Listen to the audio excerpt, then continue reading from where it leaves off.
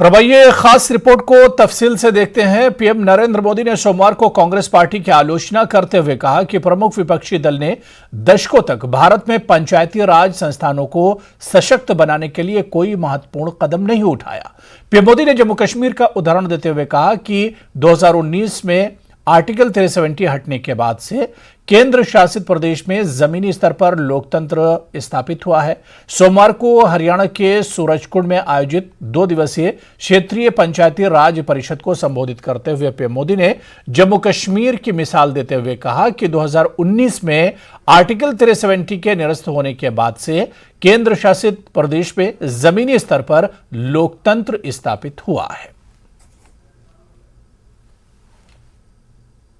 कांग्रेस के राज में पंचायती राज संस्थाओं को सशक्त करने के ठोस प्रयास कभी नहीं किए।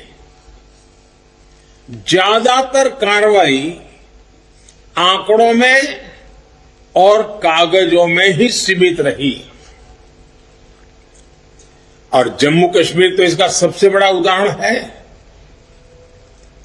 2019 में आर्टिकल 370 हटने के बाद वहां पहली बार ग्राम पंचायत से लेकर जिला स्तर तक के चुनाव हुए। इनमें अब वहां 33,000 से ज्यादा स्थानीय जनप्रतिनिधि निर्वाचित हुए। पहली बार वहां जमीनी स्तर पर लोकतंत्र स्थापित हुआ है। अब बताइए, आजादी के इतने सालों के बाद साथियों, आप ये भी जानते हैं कि 2014 के बाद से भाजपा सरकार ने जिला परिषद और स्थानीय स्वराज को मजबूत करने के लिए कितना काम किया है। State election commissioner JKUT Brajraj Sharma का कहना है कि पंचायत इलेक्शन को लेकर तैयारियां पूरी कर ली जाएंगी। State election commissioner Brajraj Sharma ने आज सांबा जिले के बड़ी बरमना और विजयपुर का दौरा कर बैलेट बॉक्स स्टोर्स का जायजा लिया। इस मौके पर उन्होंने मीडिया से बात करते हुए कहा कि आने वाले पंचायती इलेक्शन में इस्तेमाल होने वाले बैलेट बॉक्स को रखने वाले स्टोर और बैलेट बॉक्स की रिपेयरिंग करने के लिए जगह का निरीक्षण किया जा रहा है। इस मौके पर उनके साथ डीसी सांबा अभिषेक शर्मा, एसएसपी सांबा बेनाम तोष सहित जिला प्रशासनिक अधिकारी भी मौजूद थे। मेरा आने का यहाँ बेसिक पर्पस ये था कि यहाँ पे हमारे जो बैलेट बॉक्सेस जो हमने स्टोरेज कैपेसिटी है आने वाले चुनाव जो हैं हमारे पंचायतों के, उसकी स्टोरेज की जगह देखना था ताकि उनकी ऑयलिंग, रिपेयरिंग, ताकि एक्सरसाइज के लिए वो तैयार हो सके। तो हमने वो 2-3 जगह चेक किए, बड़ी ब्राह्मणा भी चेक किया है, डीसी साहब अभिषेक जी मेरे साथ हैं, यहाँ भी हमने देखा है। तो उसको उस काबिल बनाया जाएगा, थोड़ी बहुत उसकी रिपेयर वेयर या जो ज़रूरत है वो किया जाएगा ताकि स्टोरेज में हमें कोई दिक्कत ना आए। किस तरह की तैयारियां पंचायती इलेक्शन? देखिए, पंचायत इलेक्शन तो अभी ड्यू है, वो तो उनका जनवरी फर्स्ट वीक में उनका टेन्योर खत्म हो जाएगा। उसके मद्देनजर जो भी प्रिपरेटरी स्टेप्स है वो सारे ले रहे हैं, उसके पूरी हो जाएंगी, टाइम पे हो जाएंगी। खबर किश्तवाड़ से, जहां पुलिस ने लाखों रुपये मूल्य के 23 स्मार्टफोन का पता लगाया है। आम जनता तक सेवाएं पहुंचाने और उनकी शिकायतों का समाधान करने के अपने प्रयास जारी रखते हुए पिछले कुछ महीनों से किश्तवाड़ पुलिस साइबर सेल को विभिन्न व्यक्तियों के मोबाइल गुम होने की कई शिकायतें मिली थीं। इस पर किश्तवाड़ पुलिस के साइबर सेल ने अनथक प्रयासों के बाद खोए हुए 23 मोबाइल फोन का पता लगाया और उन्हें बरामद किया। एसएसपी किश्तवाड़ खलील पोसवाल जेकेपीएस ने लापता मोबाइल फोन उनके वैध मालिकों को सौंप दिए हैं। उन्होंने आम जनता से अपील की है कि वो अपने मोबाइल का अत्यधिक ध्यान रखें, क्योंकि मोबाइल फोन में हमेशा किसी व्यक्ति का व्यक्तिगत डेटा होता है और इसके दुरुपयोग की पूरी संभावना होती है।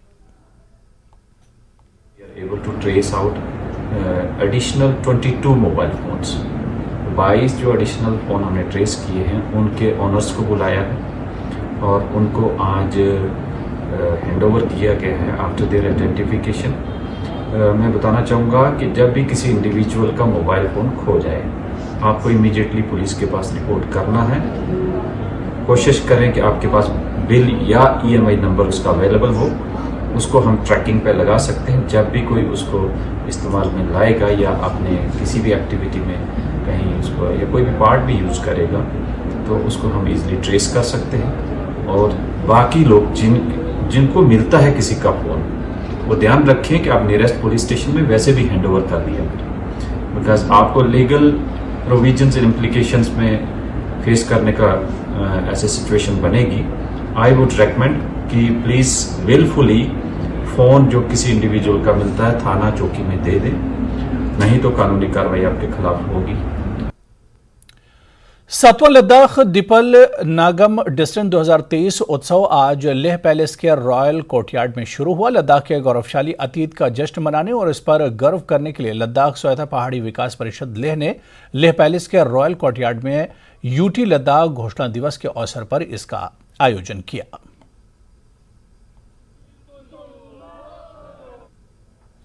उधमपुर में श्री शरदानंद सेवा समिति ने विशाल कैलाश यात्रा निकाली, जो धार रोड उधमपुर के एक लोकल पैलेस से शुरू हुई और विभिन्न बाजारों से गुजरने के बाद कैलाश यात्रा पवित्र देविका नदी तक पहुंची और कैलाश में जल एकत्र करने के बाद कैलाश यात्रा का समापन हुआ। कलश यात्रा इसलिए निकाल रही है कि विश्व की शांति के लिए और सनातन धर्म को आगे ले जाने के लिए। इसमें सबका भला होगा। जो भी कलश यात्रा में आएगा वो पुण्य का भागीदार बनेगा। सावन का पवित्र महीना चल रहा है, इसमें सावन के महीने में जो पवित्र कथा चलती है, एक हफ्ता हमारी कथा चलेगी। 7 तारीख से 13 तारीख तक एतवार को महायज्ञ होगा। ये दुनिया को यही मैसेज देने चाहते हैं कि सब इस यात्रा में भाग लें और कथा का पूर्ण मजा लें और शुभ शांति बनी रहे, विश्व में शुभ शांति बनी रहे।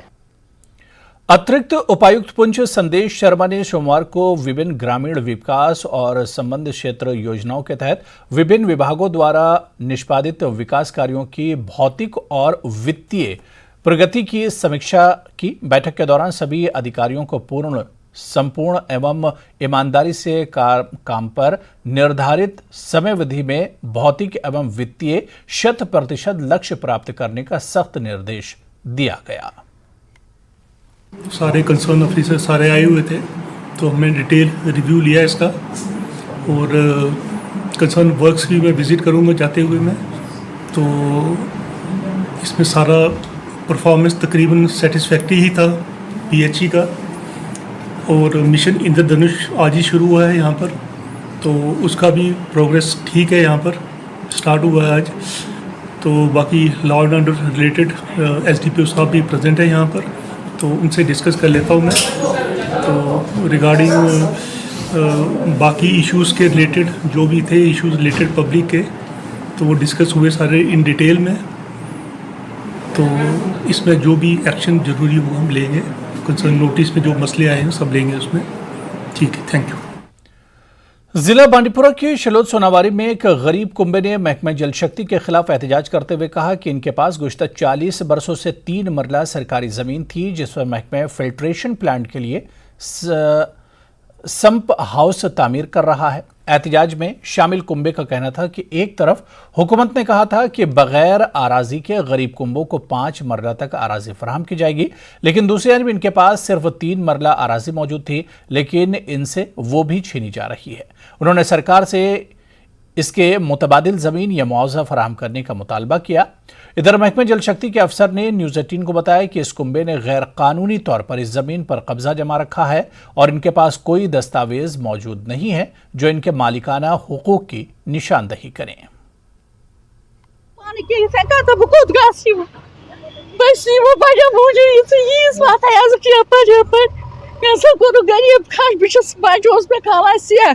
बेमार छुम खानदार बह कत गस बस नाई मज मे गुजार कहें ये सेख हो इंसाफ गि सरकार वोथान इहद कन गाँव वाले बजन मून कन क्या दिन सा क्या इंसाफ बह बस पन पान तेल खा कर बह खाश तो खा लग बह क्या मोदी सरकार वोनमुत बह दिमो तुम 5 मर्द 3 मर्द पत कौन दिवान सह बस 3 मर्द दिवान यमो अनी मे 3 मर्द सरकार कुन वथा मे कर अगर सरकार जमीन तेल कौन वथा बस मे बच्चे खाना सिया ये मजन बह बांडीपुरा जिले के सोनवारी क्षेत्र की आशा कार्यकर्ताओं ने आज सुंबल में विरोध प्रदर्शन किया और वेतन वृद्धि और मई 2023 से लंबित वेतन जारी करने की मांग की। प्रदर्शनकारियों ने एलजी प्रशासन से प्राथमिकता के आधार पर उनकी मांगों को पूरा करने का आग्रह किया। प्रदर्शन कर रही आशा कार्यकर्ताओं ने कहा कि सरकार ने उनके कंधों पर अधिक जिम्मेदारियां डाल दी हैं, जबकि वेतन बहुत कम है। इसके अलावा सरकार मई महीने से उनका लंबित वेतन जारी नहीं कर रही है। उन्होंने प्रशासन से उनके वास्तविक शिकायतों के शीघ्र समाधान की अपील की। गवर्नर साहब या जो मोदी जी है या हमारे डीसी साहब उवैस साहब है, उनसे मैं रिक्वेस्ट करना चाहती हूँ कि क्या ये तरीका है कोई कि हमें इतना काम दिया जा रहा है और उसके बरअक्स हमारी ना सैलरी कहीं पे है और जो भी फंड्स मतलब हमें दिए जाने चाहिए, जो हम काम करते हैं उस हिसाब से हमारी सैलरी तो 2,000 वो हमें ईद पे मिले थे। 1 अप्रैल है तब से हमने नहीं लिए है। लास्ट ईयर का इन्होंने ख़त्म किया है, लेकिन जो नया साल है 1 अप्रैल से जब स्टार्ट होता है तो वो अभी नहीं हमें मिला। JSY केसेस भी लगभग किसी के 30 है, किसी के 40, किसी के 20, उस हिसाब से जिसने जितने भरे हुए हैं, लेकिन अभी उनके पैसे भी नहीं है, क्योंकि हम भी अपना काम मतलब ईमानदारी से करते हैं, अपना काम बखूबी अंजाम देते हैं, जैसा ही बोलते हैं वैसा हम करते हैं, लेकिन हमारी ना सैलरी अभी कहीं है ना हमारी सैलरी को कोई बढ़ाता ये कर रहे हैं। बिजली के स्मार्ट मीटर लगाने के खिलाफ ग्रामीण क्षेत्रों में रहने वाले लोगों द्वारा लगातार विरोध किया जा रहा है। सोमवार को गांव पूरा बाना में स्मार्ट मीटर लगाने पहुंची टीम का लोगों ने जमकर विरोध किया और लोगों ने विरोध जताते हुए स्मार्ट मीटर लगाने पहुंची टीम को मौके से भगा दिया।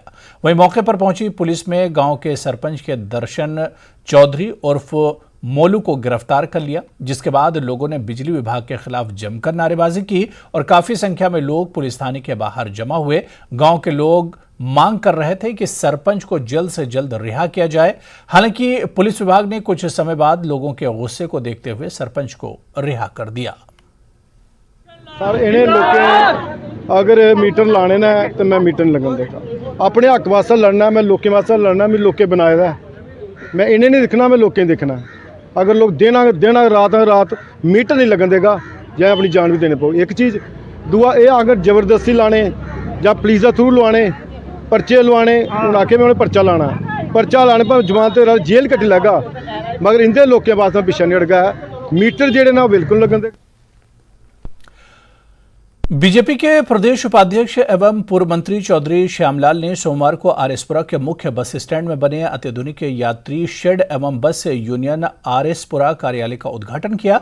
इस मौके पर उनके साथ म्युनिसिपल कमेटी आरएसपुरा के चेयरमैन सतपाल पप्पी, उप चेयरमैन अशोक कुमार शर्मा सहित विभिन्न वार्डों के पार्षद एवं बस यूनियन के प्रधान लाभ सिंह सहित काफी संख्या में स्थानीय लोग मौजूद रहे।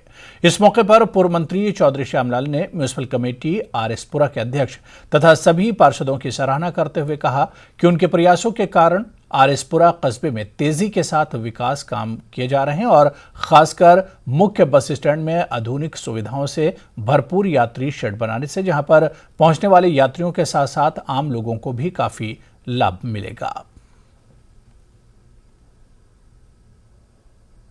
और यहां पर रुकेंगे फिलहाल छोटे से ब्रेक के लिए।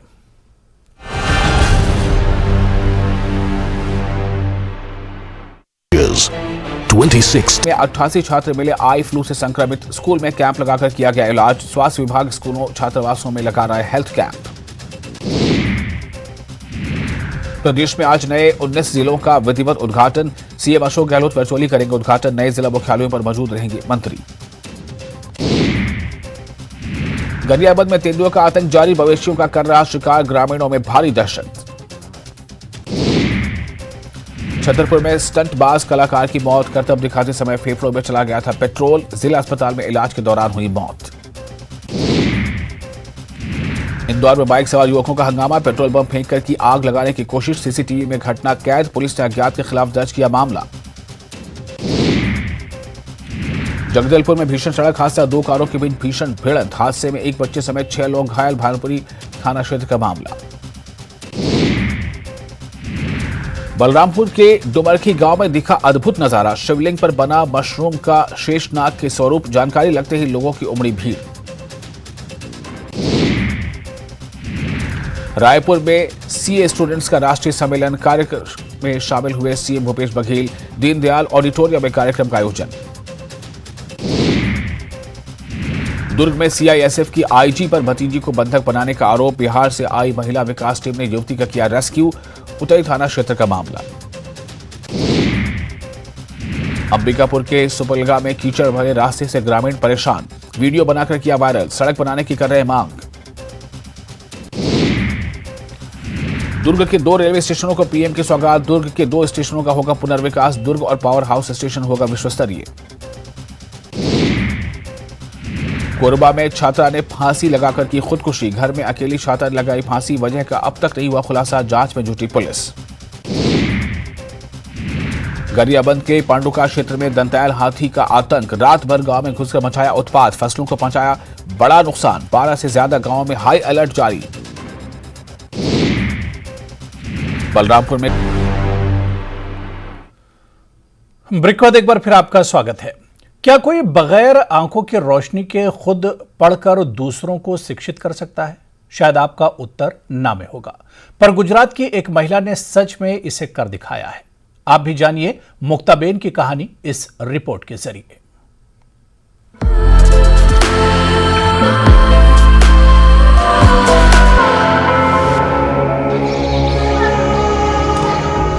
राइजिंग इंडिया आपके लिए मुक्ताबेन दगली की कहानी लेकर आया है, जिन्होंने अपने अथक प्रयासों और भावनाओं से हमें दिखाया कि ऐसे लोगों के लिए लड़ने में कभी देर नहीं होती, जिन्हें समाज में विशेषाधिकार नहीं मिला है। 7 साल की उम्र में मुक्ताबेन दगली ने मेनिंजाइटिस के कारण अपनी आंखें खो दी और उन्हें स्कूल छोड़ना पड़ा, लेकिन उनका दृढ़ निश्चय था कि शिक्षा ही बेहतर जीवन का एकमात्र रास्ता है। गुजरात के अमरेली जिले के पास एक छोटे से गांव अंकाडिया नाना की निवासी दगली ने अपने माता पिता को उसे एक ऐसे स्कूल में भेजने के लिए मना लिया जो नेत्रहीनों के लिए है।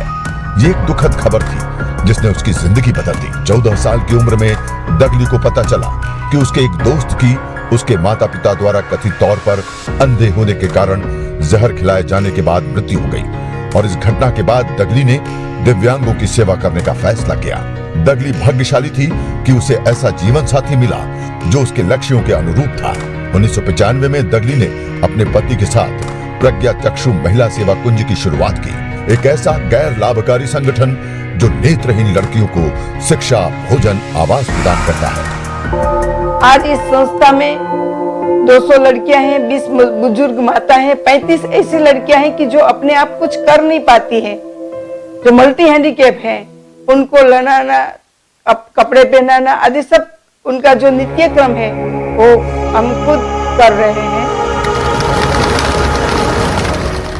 अब तक 61 वर्षीय ने 200 से अधिक नेत्रहीन लड़कियों के भविष्य को आकार दिया है, और इसके अलावा उन्होंने विभिन्न विकलांग लोगों और उनके परिवारों द्वारा छोड़े गए बुजुर्गों की देखभाल की जिम्मेदारी भी ली है। उनकी प्रेरणादायक कहानी ने प्रधानमंत्री नरेंद्र मोदी से उनके मन की बात पॉडकास्ट में प्रशंसा हासिल की।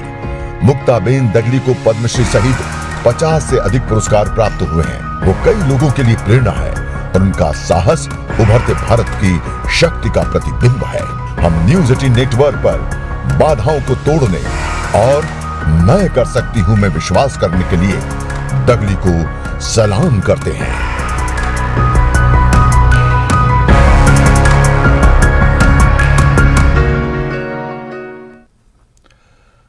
चलिए आगे बढ़ेंगे। सरकारी स्कूल में एक छात्र ने अपने टीचर की पिटाई कर दी। यह घटना राजौरी जिले के सरकारी उच्चतर माध्यमिक विद्यालय दलुहारी की है। टीचर ने कहा कि मैंने छात्र को स्कूल में अनुशासन बनाए रखने के लिए कहा था और छात्र ने मुझ पर हमला कर दिया, जिससे मैं घायल हो गया। पुलिस ने मामला दर्ज कर जांच शुरू कर दी है। शिक्षक को जीएमसी राजौरी में भर्ती कराया गया है। मैंने कहा कि अभी पहले गर्ल्स जाएंगी, गर्ल्स जाने के बाद फिर आप जाना, तो वो बैठ नहीं रहा था। उसको मैंने कहा कि आप क्या करोगे, लास्ट में जाओगे, बॉयज बाद में जाएंगे, गर्ल्स पहले जाएंगी। गर्ल्स को मैंने भेजा, उस बॉयज को मैंने अपने पास बुलाया। उसको जैसे पास बुलाया मैंने कहा कि आप इनडिसिप्लिन क्रिएट क्यों कर, और कान में काफी चोट लगी। तो वहां पे कुछ देर के लिए मैं बेहोश हो गया। उस लड़के ने क्या किया, वहीं पे बैग रखा, बैग रख के सीढ़ियों से नहीं गया, वो जंप मार के चला गया वहां से। भारतीय सेना ने अपने व्यावसायिक प्रशिक्षण केंद्र बुडवाल के शुभरंभ के साथ अखनूर के खौर ब्लॉक में नियंत्रण रेखा के पास सीमावर्ती गांव में महिलाओं को सशक्त बनाने की दिशा में एक महत्वपूर्ण कदम उठाया है। विशेष रूप से महिलाओं के लिए तैयार किए गए इन पाठ्यक्रमों का उद्देश्य उन्हें आवश्यक कौशल से लैस करना और आत्मनिर्भरता को बढ़ावा देना है। प्रोग्राम के लिए मैं ये कहूँगी कि ये बदवाल गांव है, यहाँ पे आर्मी द्वारा आज इनॉग्रेशन की गई है। यहाँ पे 3 कोर्स स्टार्ट किए गए हैं, ब्यूटिशियन के, कुकिंग के एंड इसके स्टिचिंग के। और ये विडोज़ लेडीज़ के लिए है या ऐसी कुछ लड़कियों के लिए स्टार्ट किया गया है कि जो अपने खुद सेल्फ स्टैंड हो सके इस काम को सीख के। और ये सारा श्रेय हमारी इंडियन आर्मी को जाता है। इंडियन आर्मी ने हमारे गांव में प्रोग्राम किया, बहुत ही बढ़िया प्रोग्राम किया। 2 प्रोग्राम पहले भी हुए हमारे गांव में, जैसे सिलाई सेंटर था, कुकिंग था, ब्यूटी पार्लर का। पहले भी काफ़ी लेडी जो छोटी छोटी बच्चियाँ थी, काफ़ी सीखा, काफ़ी उसमें लोगों ने इंटरेस्ट लिया। क्योंकि जो बॉर्डर पर गाँव पड़ता, मेरा बुधवाल पड़ता, उसमें ख़ास करके बाहर जाने से पैसे लगते हैं। बाहर सीखने भी जाए तो कम से कम 30 या 40 हज़ार रुपया लगता है बाहर जाने में। तो ये हमारे गांव में सहूलत हो गई, बहुत बड़ी सहूलत है। सरकार द्वारा पूरे केंद्र शासित प्रदेश में खेल के बुनियादी ढांचे में सुधार के साथ युवा खेल गतिविधियों में भाग ले रहे हैं और उनमें से कई अपने संबंधित खेल क्षेत्रों में उत्कृष्टता हासिल करने में सक्षम हुए हैं। बारामूला शहर के युवाओं में से एक अमान गनाई, जिन्होंने हाल ही में राष्ट्रीय स्तर पर अंडर 19 क्रिकेट में भाग लिया था, उन्होंने पिछले 3 वर्षों के दौरान जेहलम स्टेडियम बारामूला में क्रिकेट प्रेमियों के लिए अभ्यास नेट सहित खेल के बुनियादी ढांचे के विकास ने युवाओं को खेल के प्रति कई गुना आकर्षित किया है। पहले तो मेरा शुरू हुआ था 2018-19 में, मैंने पहले फर्स्ट टाइम दी थी ट्रायल्स। उसके बाद तब से फिर 2-3 साल बंद ही हो गया था, कोविड था बीच में। उसके बाद हालात भी खराब थे। उसके बाद कोविड के बाद फिर से स्टार्ट हुआ, अमान भैया के साथ फिर से उन्होंने कांटेक्ट में आए, फिर से हम लोगों ने स्टार्ट की प्रैक्टिस। उसके बाद पिछले साल ट्रायल्स थी, उसके बाद अभी फिर से कंटिन्यू चल रही है। फैसिलिटीज़ में बहुत ज़्यादा है, जो जितनी मेहनत करेगा, जितना हार्डवर्क करेगा, वो उतना आगे जाएगा। खिलाड़ियों के लिए बहुत फ़ायदेमंद है, क्योंकि आज स्पोर्ट्स का जो उरूज है वो बहुत ज़्यादा है। इससे पहले इतना उरूज नहीं स्पोर्ट्स का था जितने 1-2 साल में हो रहा है। जो इंसान अब आज के दौर में मेहनत करेगा, उसको आज आगे स्पोर्ट्स में आज बहुत ज़्यादा फ़ायदा है। इतना पहले नहीं होता था, लेकिन आज स्पोर्ट्स में बहुत ज़्यादा फ़ायदा है। जो ज़्यादा मेहनत करेगा वो स्पोर्ट्स में आगे बहुत नाम कमाएगा। हाँ, वो अगर हम देखेंगे जेहलम स्टेडियम में इस टाइम है, इधर हर कोई फैसिलिटी हमें मिल रही है जो हमें चाहिए, हर कोई फैसिलिटी। लेकिन बस हमें अब खुद तक है, जो आना चाहता है। अगर हम दिन में देखेंगे 500-600 लड़के इस नेट में प्रैक्टिस करते हैं, तभी आ रहे हैं जब ये नेट यहाँ पर बना, जब इंडोर यहाँ पर बना तभी लड़के आ रहे हैं। यानी इससे पहले फैसिलिटीज़ नहीं थी, अब हमारे पास हर एक फैसिलिटी इधर अवेलेबल है, फोरम है, हर कोई चीज़ हमें वो प्रोवाइड कर रही है इस टाइम। नेशनल कॉन्फ्रेंस के सीनियर लीडर और साबिक वजीर चौधरी मोहम्मद रमजान ने कहा कि बीजेपी जम्मू कश्मीर में इलेक्शन कराने से डर रही है, क्योंकि उन्हें मालूम है कि जम्मू कश्मीर में बीजेपी की बुरी तरह हार होगी। चौधरी मोहम्मद रमजान ने आज हंदवाड़ा में वर्कर्स कन्वेंशन से खिताब किया और वर्करों पर जोर दिया कि वो आने वाले पंचायत इलेक्शन के लिए तैयार रहें। बीजेपी कतराती है, डरती है इलेक्शन से, क्योंकि उनको पता है कि हमें हार का मुंह देखना है। और जिस तरीके से सेल किया है उन्होंने सारे हिंदुस्तान में, और जिस तरीके से सेल किया है उन्होंने जम्मू कश्मीर को सारे इंटरनेशनली, वो डरते हैं कि कल को अगर जब हमें ये डिफेंड में, हम हिंदुस्तान के लोगों को कौन सा मुंह दिखाए इंटरनेशनली, हम क्या। तो चलिए, इस बुलेटिन में भी फिलहाल इतना ही। नमस्कार।